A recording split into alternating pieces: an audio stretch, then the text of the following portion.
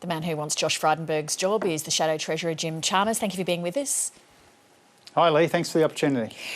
Interest rates have been historically low, unprecedented for quite a long time. The Reserve Bank Governor today described them as at emergency settings. Isn't it the case that they were always going to go up, regardless of who's managing the economy or how they're managing it?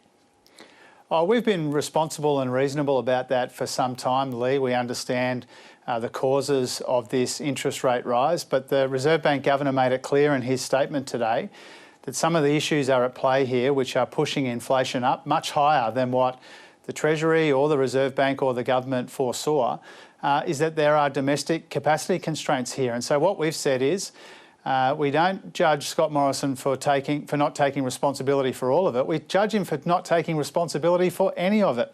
And there are places and ways that government can make a difference here, including growing the economy without adding to these inflationary pressures, providing longer-term cost of living relief, getting real wages moving again, and making sure that we have something to show for this budget which is heaving with $1 trillion in Liberal debt. And that's what our economic plan is all about. Well, on the point about embracing policies that don't cause inflation, let me give you a quote today from the former Reserve Bank Governor Bernie Fraser. He was criticising campaign promises to spend more money.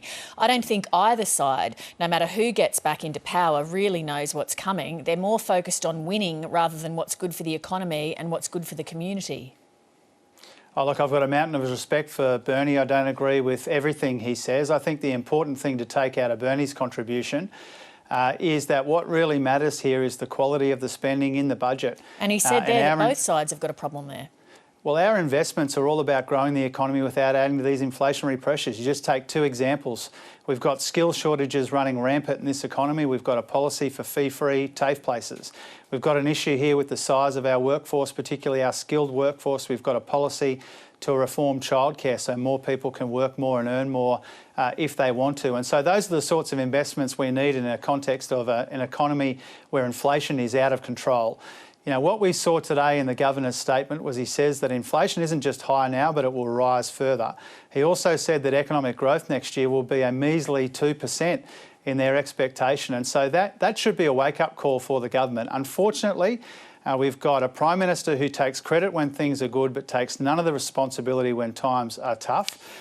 He's got an excuse for everything but a plan for nothing. But if it's going to be a wake-up call for the government, you could be the government in a few weeks' time. Isn't it going to be a wake-up call for you too? If you're going into this environment where it's given that inflation is going to get worse, interest rates are going to keep rising, aren't you going to have to recalibrate your spending? I get what you're saying about having a quality spend and so forth, but all spending does put money into the economy.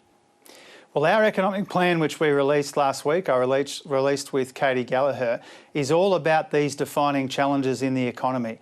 Runaway inflation, falling real wages, not having enough to show for all this debt in the budget. And so our economic plan is very carefully, very specifically, very deliberately designed to deal with these challenges. And the choice at the election is between our economic plan, which will strengthen the economy in a high inflation environment and deliver a better future, versus a government which has vacated the field. They spent all their time today, all their time in recent times, pretending that they have absolutely nothing to do with the economy. They take credit when times are good.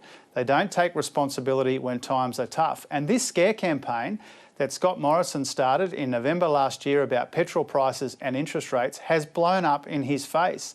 And that's why his economic credibility, which was already in tatters before today, is now completely and utterly shredded. Well, Phil Lowe in his statement this afternoon at his press conference also made it clear that overall this decision has been taken because of the economy's strength, because the economy is unexpectedly stronger than they thought it would be. Doesn't the government deserve some credit for that? Well, we want the economy to recover as strongly as it can, but what he also pointed to were the domestic issues here when it comes to the capacity of the economy, which have been left unattended for too long. There's partly a story about an economic recovery. Obviously, there are some international issues at play, but as the Reserve Bank Governor rightly pointed out, there are issues in our domestic economy around the capacity of our economy. They've been left unattended. Our economic plan will deal with them. The government will continue to look for excuses to ignore them.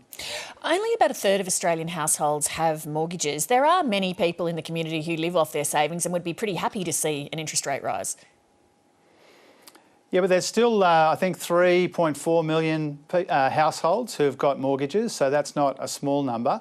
But yes, the silver lining in an interest rate rise is for people who live off their savings. The usual rule of thumb is for every $20,000 you've got saved, for an interest rate rise of this magnitude, it's about $50 a year. So it's not a massive amount of money, but it's better than nothing. That's the silver lining. But overwhelmingly, the decision taken today will make life harder for millions of Australian families. We have a full-blown cost of living crisis in this country.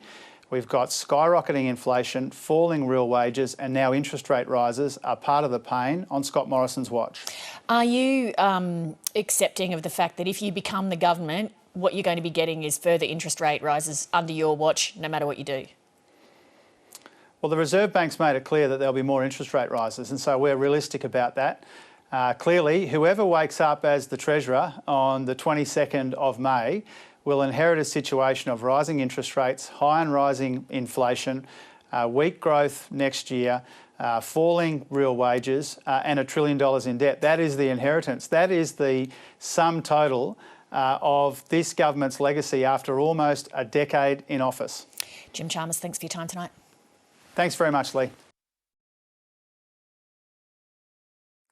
Hi, I'm Leigh Sales. Thanks for watching this story. If you'd like to watch more of 7:30's stories, they are on the left of your screen. And tap on the button below to subscribe and get the latest from ABC News.